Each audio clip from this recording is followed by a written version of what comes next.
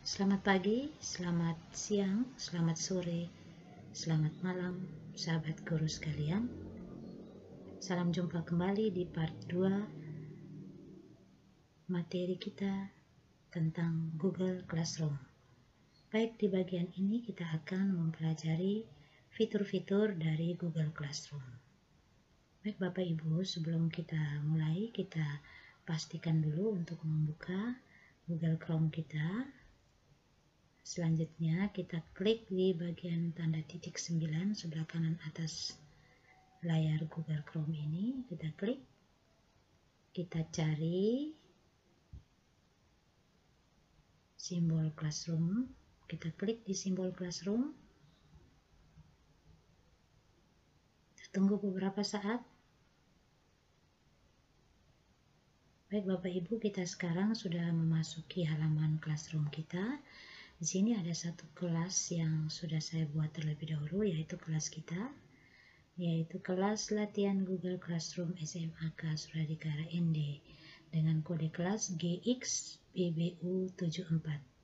Baik Bapak Ibu, secara umum fitur dari Google Classroom itu ada 4 fitur utama, yaitu fitur forum, fitur tugas kelas, fitur anggota, dan fitur nilai. Baik Bapak Ibu, kita mulai satu persatu. Kita mulai dari fitur forum atau dalam bahasa Inggrisnya stream. Ini biasa digunakan oleh para guru atau pengajar untuk berkomunikasi dengan seluruh anggota kelas kita. Jadi seperti contohnya kita bisa mulai berkomunikasi di sini. Kita sebagai pengajar kita akan mengisinya di bagian forum. Kita mengisi misalnya selamat pagi.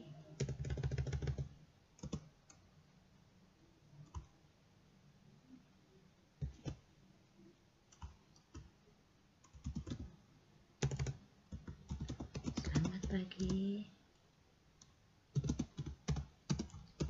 Bapak, Ibu guru, sahabatku sekalian,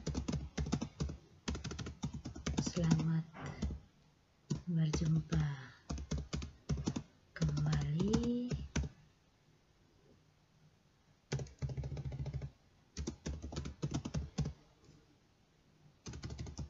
Semoga semuanya selalu dalam keadaan sehat. Pagi ini kita akan mulai belajar bersama tentang Google Classroom. Terima kasih. Semoga bermanfaat.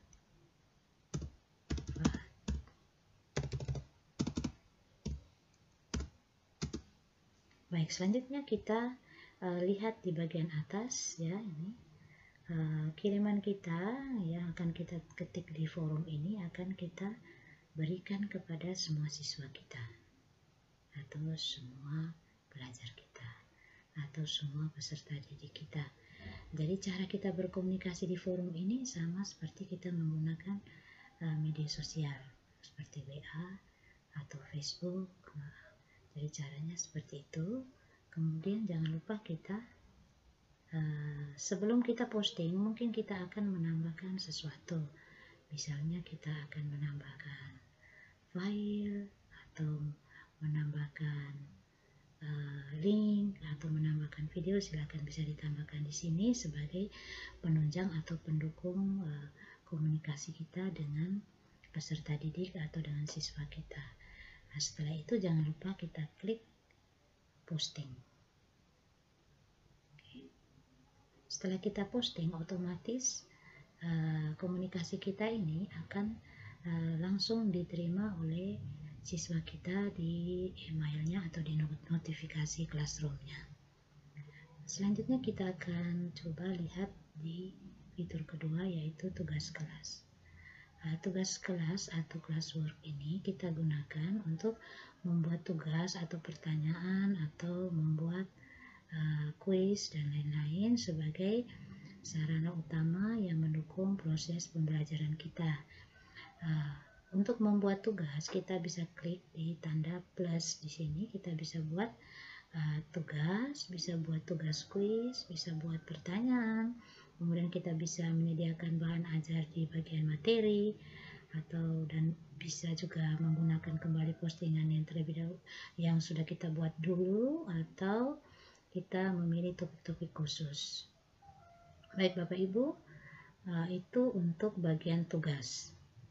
Nah, biasanya kita akan menggunakan topik itu untuk mengatur tugas kelas ke dalam modul atau ke dalam unit-unit belajar, misalnya UKBM atau unit kegiatan belajar mandiri yang nanti akan kita kirimkan kepada siswa kita.